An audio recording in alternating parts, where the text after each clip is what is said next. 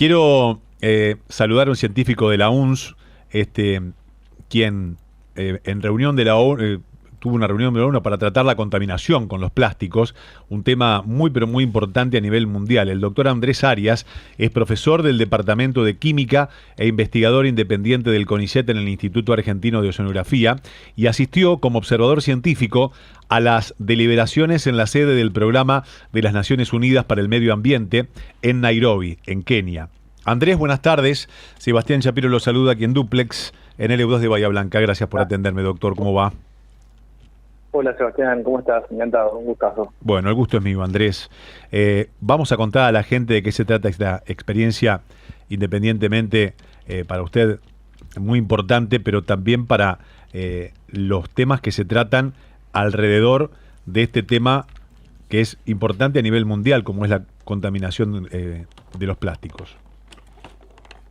Sí, así es, Sebastián. Este es como el primer movimiento a nivel mundial para hacer algo concertado con 175 países, ¿no? Lo que es Naciones Unidas vendría a ser como el gobierno mundial hoy, y de alguna manera es el primer movimiento concertado que tiene intenciones de consensuar un tratado y que ese tratado sea legalmente vinculante. Es decir, los países que lo van a firmar y que lo acuerden van a estar obligados a cumplirlo. Por supuesto, el objetivo del tratado es finalizar la contaminación global por plástico, algo que está bastante aceptado por todos los países, es algo que ocurre, es algo evidente, es algo que lo tenemos bastante a la vista.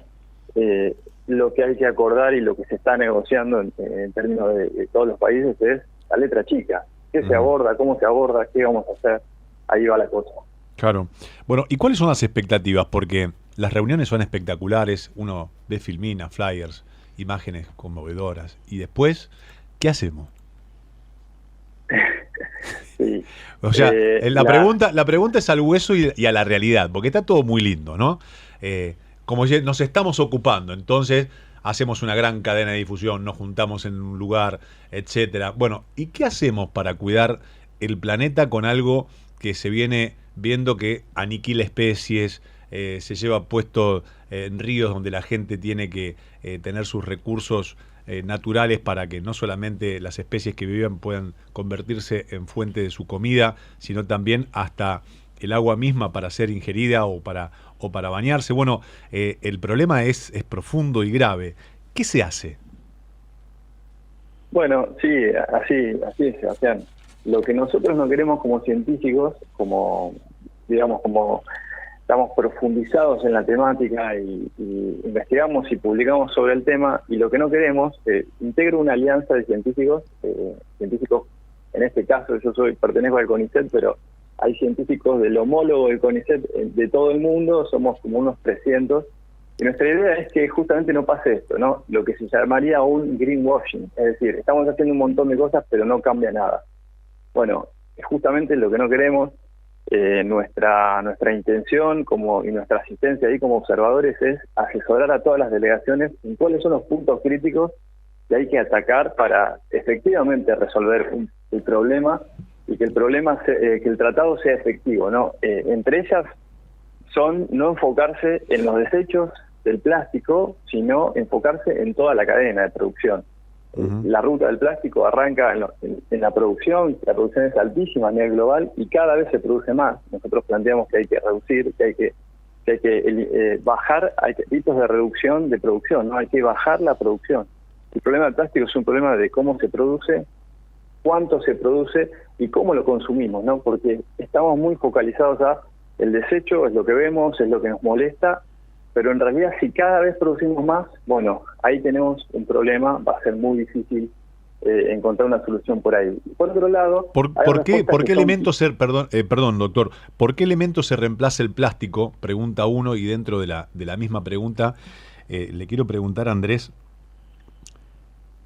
siempre se habla sobre los tratados, siempre se habla sobre el tratado del plástico. ¿En qué se diferencia el tratado del plástico sobre la existencia misma que se quiere reemplazar? Bien, ¿cómo se reemplazaría el plástico? Es imposible hoy reemplazarlo en términos de masa, lo que representa cuando decimos plástico decimos un montón de componentes químicos, son un montón de resinas con más de 13.000 químicos adentro, que es más o menos el stock que tenemos inventarizado, ¿no? Es toda una industria y es un montón de componentes que no pueden ser reemplazados de un día para el otro. Lo que nosotros decimos es que si logramos producirlo de una manera más sostenible, empieza a mejorar la cuestión. Lo que queremos es mejorar lo que es la producción, ¿no? Es un poco la iniciativa. ¿Qué significaría que sea más sostenible? Bueno, por ejemplo, que sea más reciclable, que sea químicamente más transparente, que sepamos lo que contiene, que los químicos que contienen sean más seguros y menos nocivos para los organismos biológicos, y que sean pensados y diseñados esas resinas con un criterio de reciclabilidad, que no es como hoy están diseñadas y como hoy se producen. Hoy se recicla menos del 10% a nivel global de todo el plástico que se produce, y esto tiene que ver con su diseño y su producción, ¿no? Lo que necesitamos es ir lentamente, con más tecnología, con más ciencia aplicada, a mejores resinas, con mayores índices de reciclabilidad, y por supuesto ir creciendo en lo que se llama la biodegradabilidad de los plásticos, que hoy es más un objetivo y una utopía que una realidad. Claro.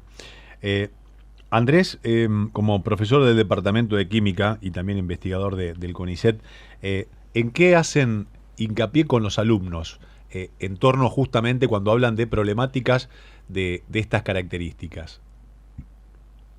Bueno, mira, en educación se trabaja por ahí en muchos aspectos. Nosotros, desde la enseñanza química, por supuesto que los vemos, yo trabajo más en la parte química ambiental, ¿no?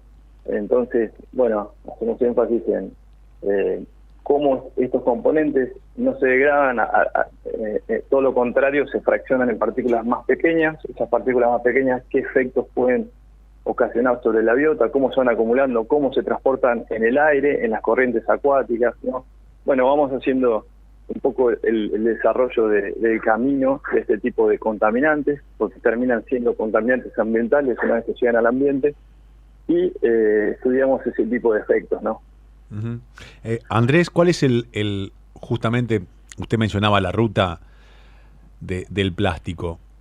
Si esta ruta no empieza a quedarse sin sus actores principales, o empieza a quedarse sin sus actores principales y empieza a ganar cada vez más velocidad en vez de menos, o sea que no sucede lo que tiene que suceder, ¿cuál es el futuro inmediato? Bueno, ese futuro lo vemos ya en muchos otros países que no tienen, por ejemplo, ningún tipo de estructuras de saneamiento, ¿no? Pensemos en esto, hay más de 170 países a nivel global, la mayoría de ellos, el 44% de ellos, para ser más concreto, no tienen no tienen plantas de tratamiento de efluentes. Hay muchos que no tienen estructuras de relleno sanitario, ¿no? Lo que nosotros conocemos como el landfill o relleno, o basurales enterrados, ¿no? Lo que tienen son basurales a cielo abierto. Y esta problemática, que ya es un problema en esos, se ve mucho más evidente en esos países, ¿no? Las playas llenas de basura plástica, las costas llenas de botellas flotando, gente haciendo casas con botellas o tratando de inventar una segunda vida para ese tipo de desechos, ¿no? Realmente es convivir con la basura. Ese escenario ya es real en muchos países. En Argentina no lo es, porque tenemos estructuras de tratamiento de desechos en cierta manera efectivas, buenas, básicamente rellenos sanitarios, pero no tenemos una gran estructura de reciclado, ¿no? Que es un poco a lo que apuntamos. Lo que necesitamos hacer es que cada vez más cantidad de plástico ingrese a un verdadero circuito de reciclado, y si recuperamos 10, que al otro año haya que producir menos 10. No cada vez más, sino cada vez menos. Ese sería un verdadero circuito circular, ¿no? Ahí está. Andrés, gracias por atenderme y por estos conceptos tan valiosos. Sebastián, hasta cualquier momento, un saludo grande. Un abrazo grande. El doctor Andrés Arias es profesor del Departamento de Química e investigador independiente del CONICET en el Instituto Argentino de Oceanografía, y asistió como observador científico a las deliberaciones en la sede del Programa de las Naciones Unidas para el Medio Ambiente llevado a cabo en Nairobi. en Kenia, a propósito de reduzcamos los plásticos porque nos vamos a matar, básicamente.